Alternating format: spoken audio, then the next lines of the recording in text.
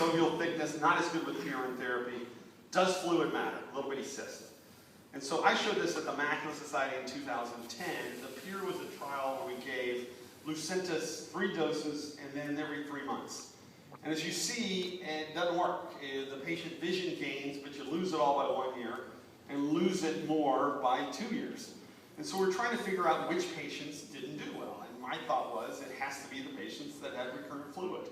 Never been tested. So what we did is I wrote a paper in AJO right after the Lucentis trials with Carl Wojtyla, basically showing what fluid looks like on OCT.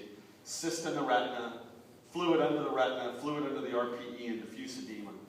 And then, because the reading center did not read this type of thing, they only read a central thickness, I personally read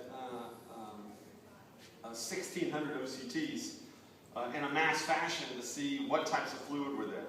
And then we tracked that against visual acuity. This just got published in Retina a couple of months ago. Basically, the orange line are the ones that stayed dry despite every 3-month therapy. The blue lines are ones with fluid.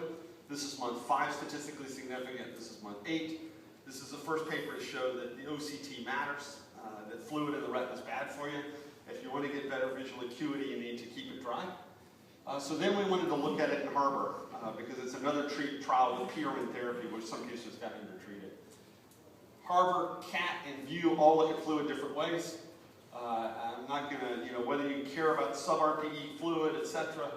But basically what we looked at was all the parameters. And what I'm going to show you is it's very interesting and counterintuitive. I always thought that the subretinal fluid is probably the worst thing for you.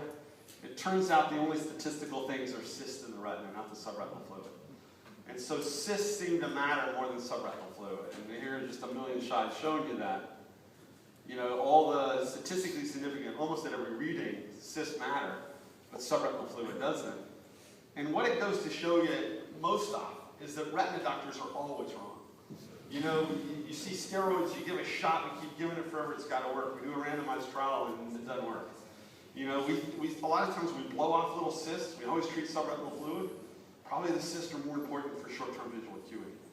But until you do randomized clinical trials, you can't figure this out. Retina guys, like a lot of